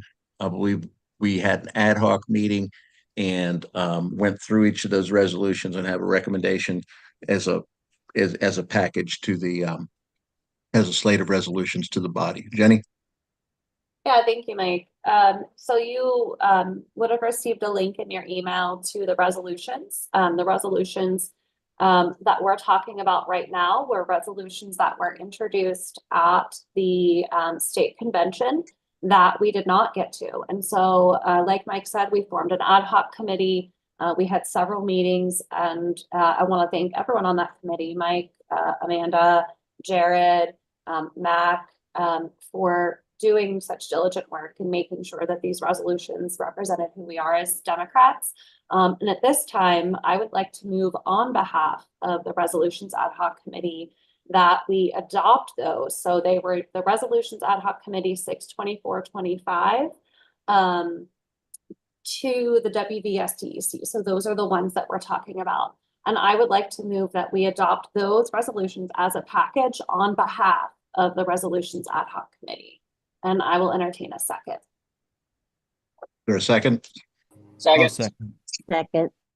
I'll say Max seconded. That's the Okay, first one I thank you. saw. Jenny, you got that? Okay, is there discussion? Okay, I see Richie Robb has his hand up. Can you hear me all right? Excuse me? Can you hear me? Yes. Yes, we can. Resolution 20 on vocational education doesn't have anything specific in it. Is there, say, it would seem to me, say starting in the 9th grade, it ought to be offered to all 9th graders. Okay, that's it. Well, Mac, you have your hand up, but I'll speak to that in a second. Go ahead, Mac. We don't, as a party, have a way to affect policy, and quite frankly, That's there's what I was a going to lot say. more. Thanks for addressing that. Yeah, and there's a lot more intangibles to that, as far as derogatory comments from not within the West Virginia party concerning vocational education, but past national parties. And this is beginning to curb the stigma that Republicans have been pinning us against the wall on, is that we're the white collar elites from the coastal cities.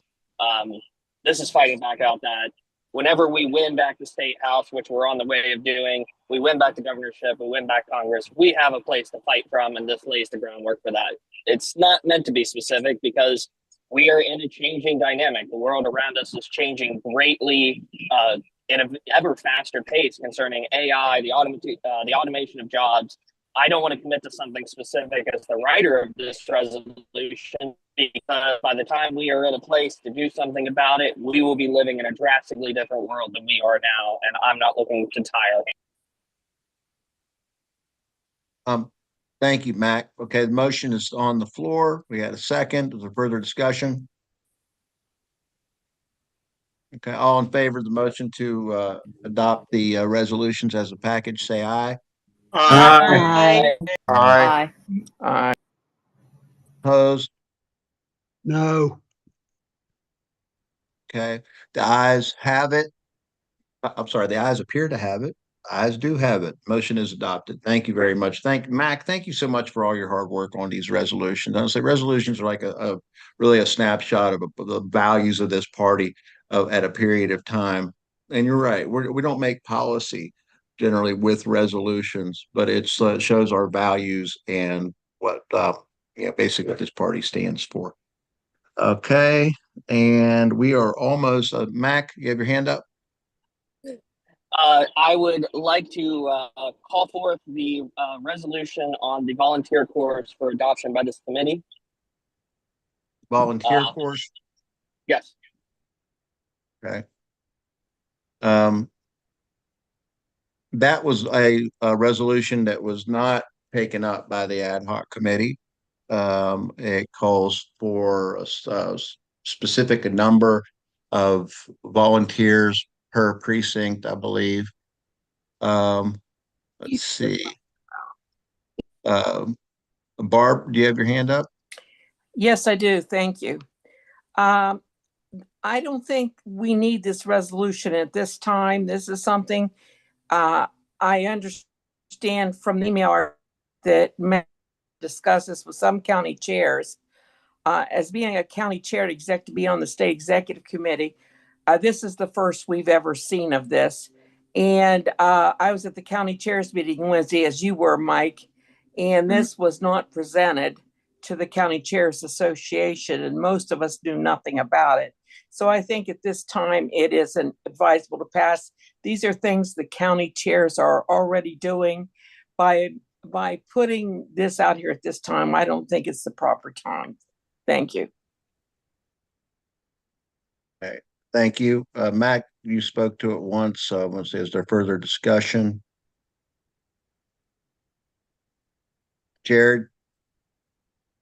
Based on what Chair Scott said there, would a motion to table be in order? That motion is in order. A motion to table is always in order. That would mean that we could take it up another time. That's the motion to lay on the table, meaning it's the resolution's still there, but it could be taken up at a future meeting. I'll second that. Okay, there's a motion to table. I don't believe that motion is debatable, and that motion takes precedence. Is that I don't see anyone disagreeing with that.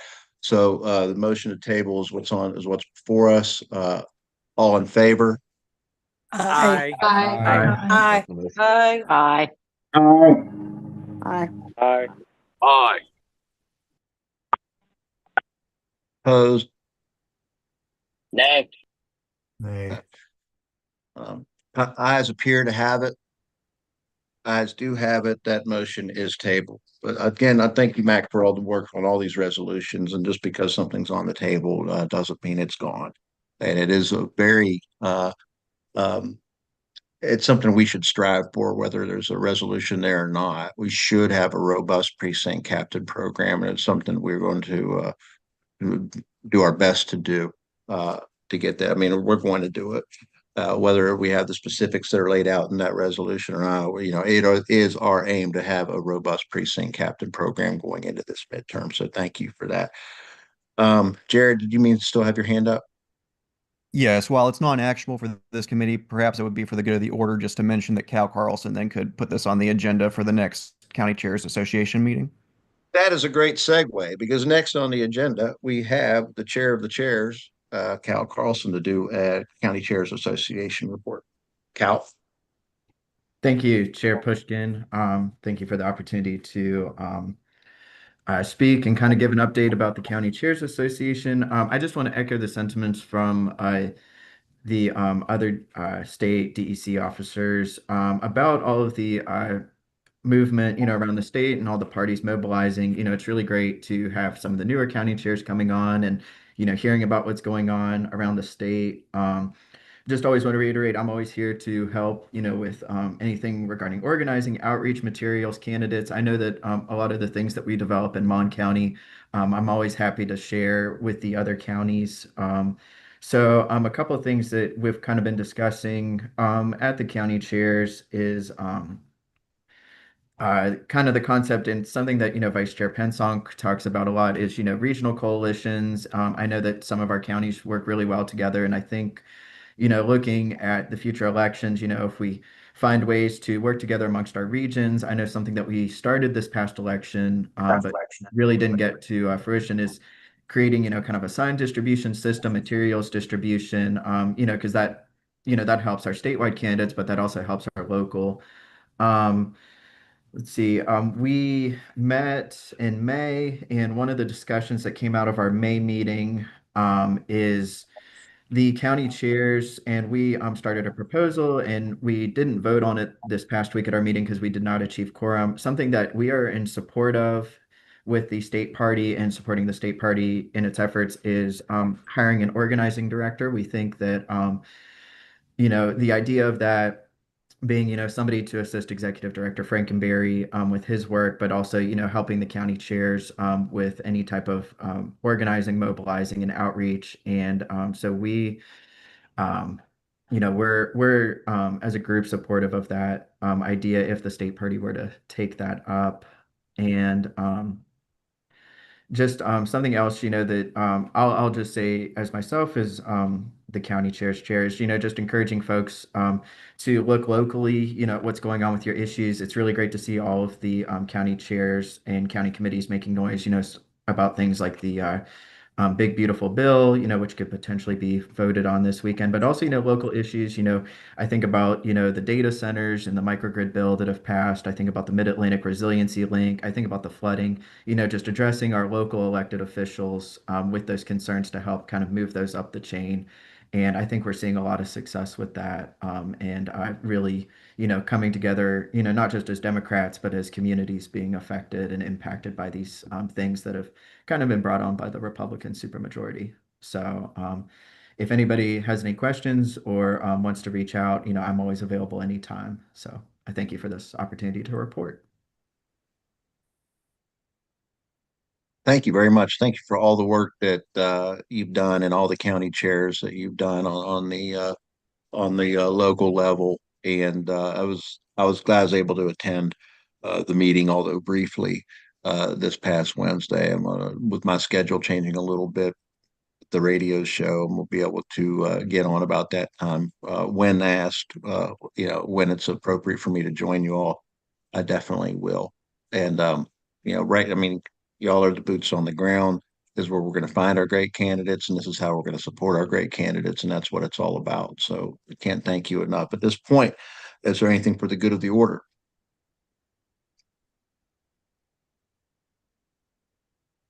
Okay.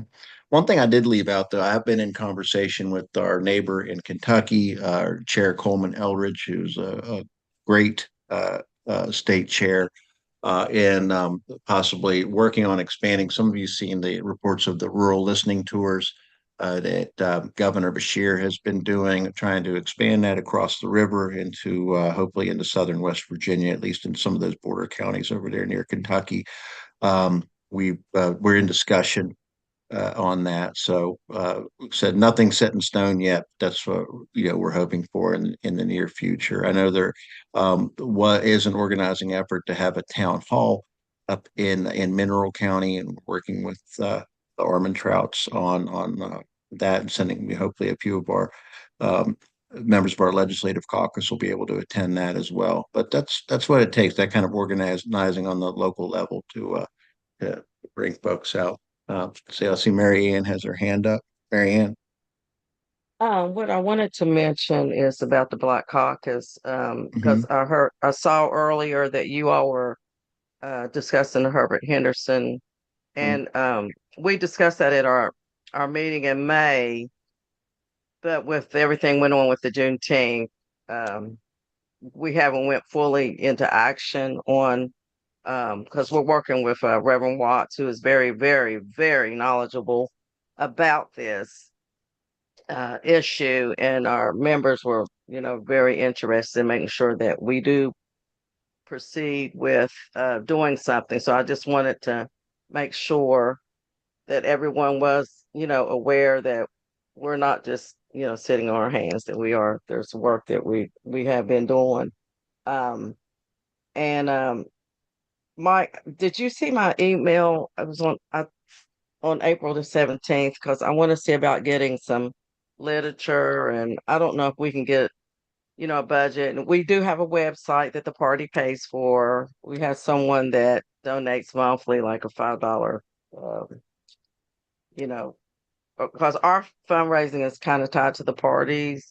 It's like if anybody gives to us, in essence, they are given to the party. So we have to be careful that we don't interfere with the max that Mike would be able to get. You know, if we reached out to other people to give, we have to be careful. So I just wanted you all to know about that we are, working on some actions to be taken with the Herbert Henderson. Okay. I'm not sure if you were on at the beginning when we discussed that. The party is taking action, and I've been in constant contact.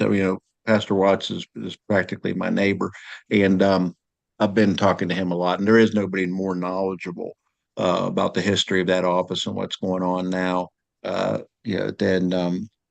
than Pastor Watts and Rick and Kenny and those guys. Yeah, I've been talking to them, and Teresa has helped put together a team to take the governor to court over that, and we have the plaintiff here in Charleston, and I would love to get on and to go over what's going on with the caucus at any time. So let me know when the next meeting is, and I'll come on and we can discuss it. And as far as support, sure, we'll do it. We'll do whatever we need to do. I appreciate your work there. I see Mac, you have your hand up. We're running up against 12 o'clock, though. Just letting people know. Mac, go ahead. If it pleases the committee, I would like to make a motion to adjourn. Okay, Nikki, second. That's not debatable. All right, there's a motion to adjourn. All in favor? Aye. Aye. Aye. Aye. Bye. All right, we're adjourned. Aye. Thank you Thank you. so much. Thanks, I Chair. appreciate your time. I love y'all. It's been a rough week, to say the least. I appreciate you. Thank you. Thanks, all. Thank you, Chairman. Thank you. Thanks, Really everybody. appreciate you. Thank you. Thank you. Thanks, everyone.